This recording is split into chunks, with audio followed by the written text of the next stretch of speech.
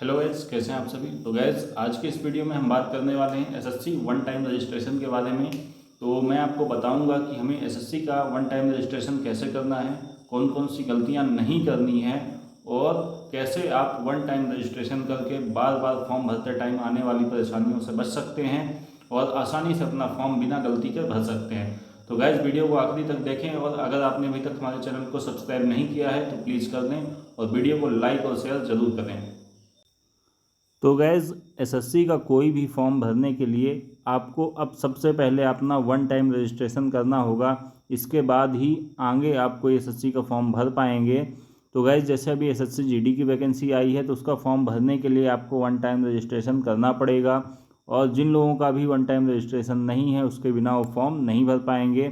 तो आइए देखते हैं कैसे करना है रजिस्ट्रेशन और इसमें कौन सी गलतियां नहीं करनी है ताकि आपका फॉर्म रिजेक्ट ना होगा। तो गैस, सबसे पहले देखते हैं कि पार्ट वन में क्या है। कि पार्ट वन में पहले इंस्ट्रक्शन आपको पढ़ना है कि नोटिस ऑफ एग्जामिनेशन, ठीक, रजिस्ट्रेशन फॉर्म और एप्लीकेशन फॉर्म के लिए। तो सबसे पहले क्या करेंगे, आप रजिस्ट्रेशन करेंगे, इसके बाद एप्लीकेशन फॉर्म भरेंगे। दोनों अलग अलग चीज़ें हैं, ठीक। अब देखिए, वन टाइम रजिस्ट्रेशन करने के लिए आपके पास क्या क्या होना चाहिए।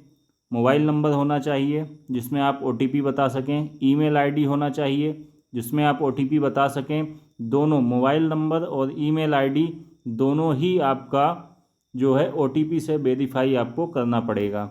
इसके बाद जो अगला नंबर है, आधार कार्ड।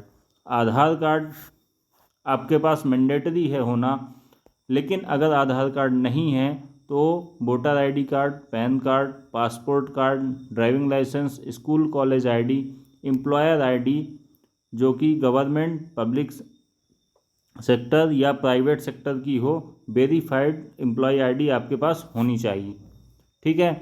इसके बाद 10th क्लास का जो मार्कशीट है तो उसका जो डिटेल है उसमें roll number, year of passing और इन्फॉर्मेशन अबाउट द बोर्ड, कौन से बोर्ड से आपने एग्ज़ाम पास किया है, ये सारी जानकारी आपको अपने सामने रखती हैं। और अगर कैंडिडेट डिसेबल कैटेगरी का है तो उसके पास डिसेबिलिटी सर्टिफिकेट नंबर होना चाहिए।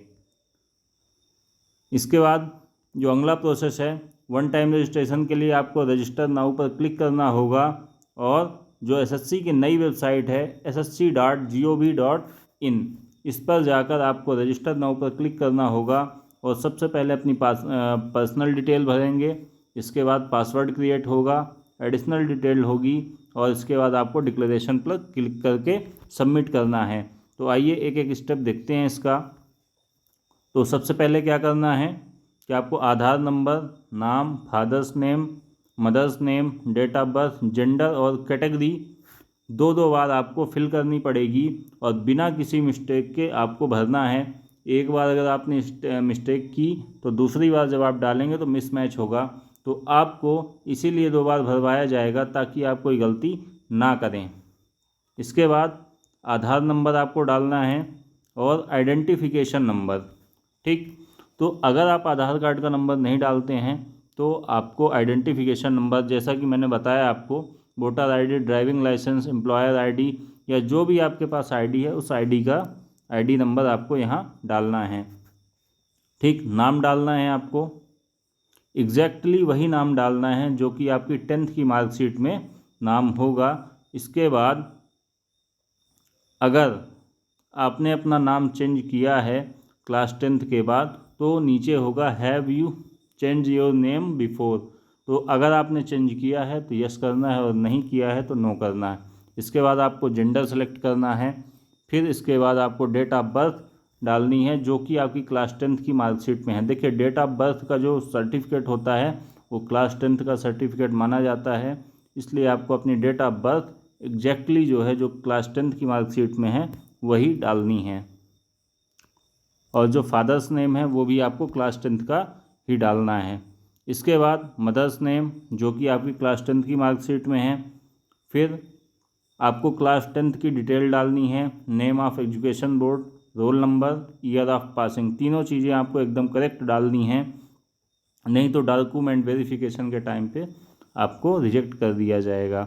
इसके बाद आपका जो हाईएस्ट लेवल ऑफ एजुकेशन है, जैसे आप अगर 12वीं पास है तो 12वीं डालें, ग्रेजुएशन है ग्रेजुएशन डालें, मतलब आपने सबसे रिसेंट की पढ़ाई कौन सी की हुई है ये आपको डालना है। इसके बाद मोबाइल नंबर आपको वेरीफाई करना पड़ेगा, ठीक है। आप मोबाइल नंबर डालेंगे और OTP आएगा, तो मोबाइल नंबर आपको डाल के वेरीफाई करना है। इसके बाद आपको ईमेल एड्रेस डालना है और वेरीफाई करना है, ठीक। इसके बाद आपको बेसिक डिटेल देनी है, जो आपने अभी ऊपर सीरियल नंबर 1 से 14 तक दिया है, ठीक। अब इसको आपको कंफर्म करना पड़ेगा, मोबाइल नंबर और ईमेल जो है आपको वेरीफाई करने पड़ेंगे।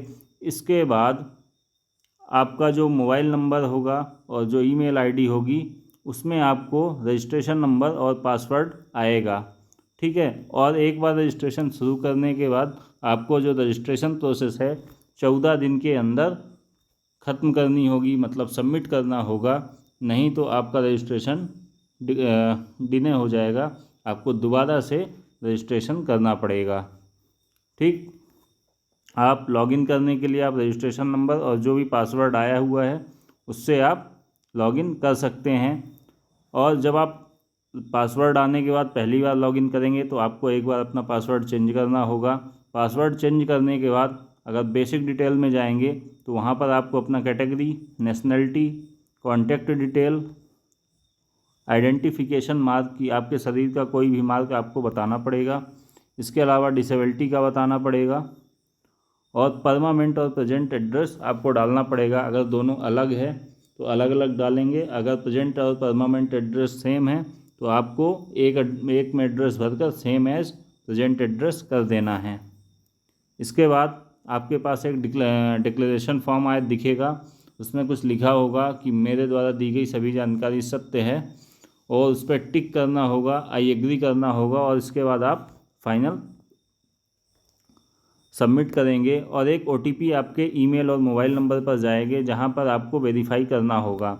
ईमेल और मोबाइल नंबर से OTP वेरीफाई करने के बाद आपका सक्सेसफुल रजिस्टर दिखाया जाएगा, ठीक है। इसके अलावा आप अपने रजिस्ट्रेशन को एडिट या मॉडिफाई कर सकते हैं लॉगिन करके, ठीक है।